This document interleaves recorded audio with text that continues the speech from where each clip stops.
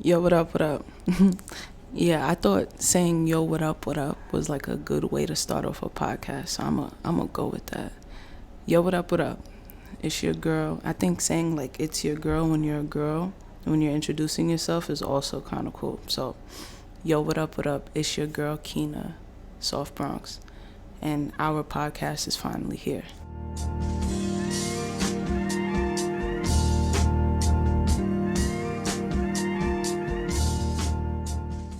So it's taken me 2 years to start this podcast, and I have a pretty good reason for it. I wasn't healthy, and y'all niggas wasn't helping.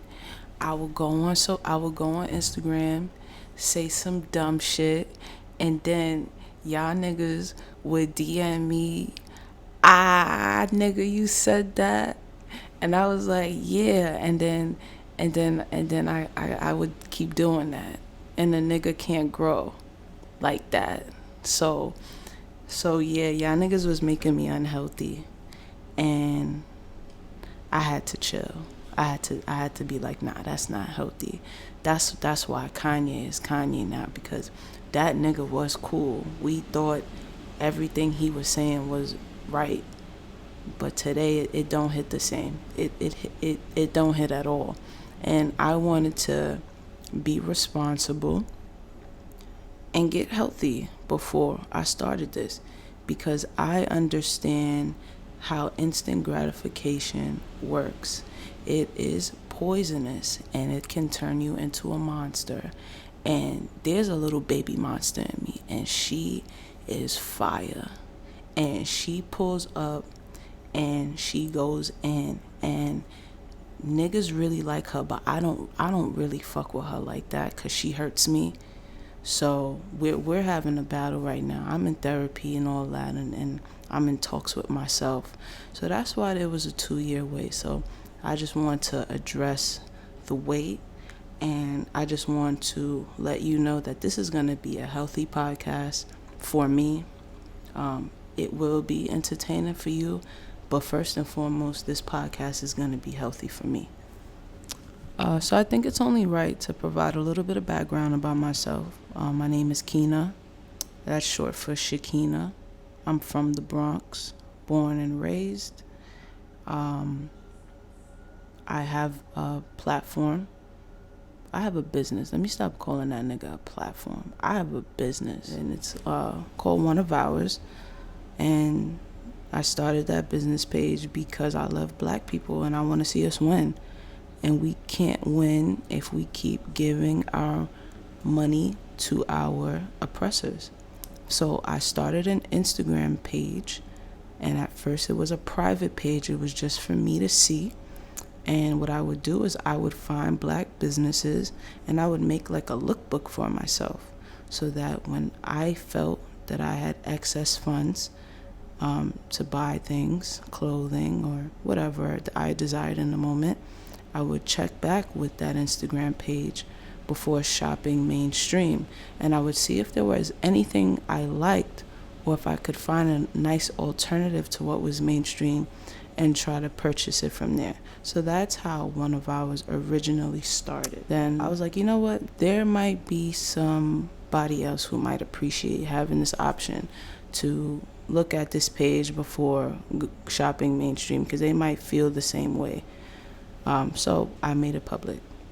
Then shortly after, I got engaged, and my wife and I, shout out to Melissa, Too Cute to Care. That's my wife. She's amazing. I'll definitely be talking about her a lot. Anyway, we got engaged, and we were looking for a space to have an engagement party, and we found 2 spaces. We put a down payment on 2, and we went with 1.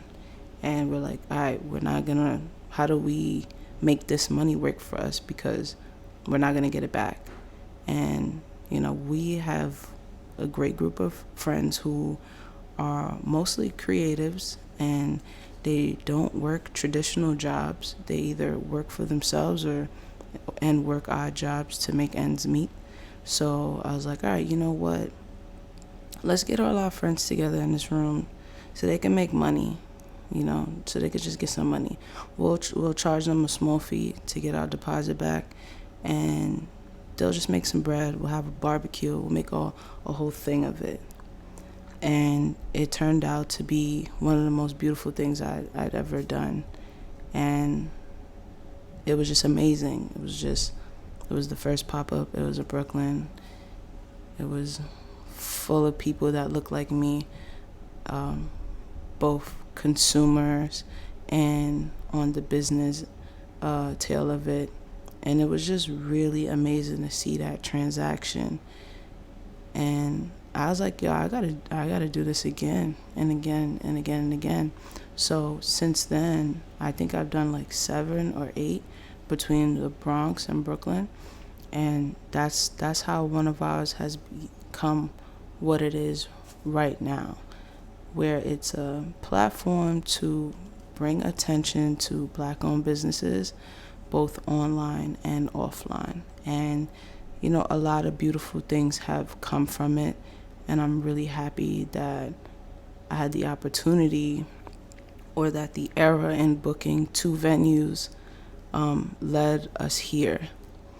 And it's been a really inspirational journey, and it's now branching off into different things, such as this podcast. And some of you experienced in June the tea party, which was also a beautiful experience. We did a fundraiser. We raised money to pay off some of the, we sent money to the national bailout, and we also sent money to a bunch of different transgender community members who've been displaced for whatever reason. And we had a conversation in that tea party about the Black agenda, quote unquote, versus the LGBTQ Black agenda. And the purpose of that podcast was just to make everyone realize that a win on either side is a win for Black people as a whole. And I think we did a really good job, and I'm probably going to talk a little bit more about that in future podcasts too. I'm adorable. I said in future podcasts. I meant in like future episodes. It's the first day. Give me a break. Anyway, some of the things I want to cover in this podcast are mental health, financial peace, religion, marriage, relationships in general. I'm going to say financial peace again, because that is going to be my favorite subject. Because one of the things that I realized while having these pop-ups and creating opportunities for people that look like me to make money is that once they received money, they had no idea what to do with money. I'm going to stop saying they. We don't know what to do with money, because we are always in panic mode as a Black community, that we don't know how to receive money, take a step back, because we don't have the tools, we don't have the information. And I'm going to do my best to share some of the things that I've learned through books and through other podcasts. One thing I don't want to do on this podcast is spend too much time on like hot topics. But I might touch on it a little bit, but I'm not going to give you 10-15 minutes about it. Like right now, I'm going to just give you something real quick in regards to Tory Lanez and Meg Thee Stallion. I just feel like a lot of people are being really disgusting to Meg Thee Stallion for whatever reason. Our society is bizarre. Men, you surprise me every day. Yeah, like I just want us to take everybody close your eyes, right?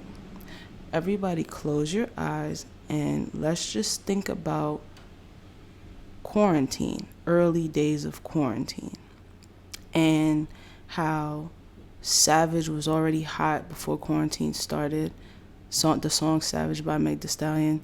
Then Beyonce remixed it while we were in quarantine, and how we got the dance on TikTok to complement the Savage song, and then how we all learned it. I learned it. I definitely learned it. And, Meg Thee Stallion is a superstar. I'm going to say she's a superstar worldwide. And keep your eyes closed. Keep your eyes closed. So this is who Meg Thee Stallion is. Meg Thee Stallion provided that during a pandemic for us who are home bored, who are dealing with a bunch of uncertainties. But here's this female rapper who brought us some type of happiness. And then another artist, Tory Lanez, who was also keeping us a little entertained, shoots her. He shot a person that we all know. A person who's been keeping us heavily entertained for the past few months. He shot her. Keep your eyes closed. Tory Lanez shot someone, a woman, a rapper that we all know. What kind of stuff does Tory Lanez do to women we don't know? Guys and girls who think it's funny to joke on this matter, who are you defending? You don't even know. We don't know anything. We don't know this man. He's got some monsters. And, our reaction to try to make light of these things, and I'm guilty of it. I love making light of shit and making fun of shit. And that's why I ain't start this podcast 2 years ago. Because I'd have been right there with you making a joke about Meg Thee Stallion today. But just think about that. Like, Tory Lanez shot a superstar that we all know. What kind of treatment does a girl we don't know who might be behind closed doors with Tory Lanez, what kind of treatment does that woman get? That's scary. It's a really scary imagination. So yeah, that's the type of shit I'll probably do. So there it is, episode 1. We're doing this. Our podcast is here. Our podcast is here. Yup. I hope y'all like this, because I bought equipment to keep this shit up. So I'm gonna go in my DMs and check all the people who sent emojis and requested me to make this podcast. I'm gonna count them up. I'm gonna keep a tally of all the people who are asking me to have a podcast for the past 2 years. And then I'm going to be petty, and I'm going to look at all the views or listeners that this podcast get. I'm going to tally that shit up, and I hope it makes sense. I hope it makes sense because I'm going to be sad. But yo, our podcast is here. Thank you so much. I'll holla at y'all. I'm going to work with I don't know. That's weird.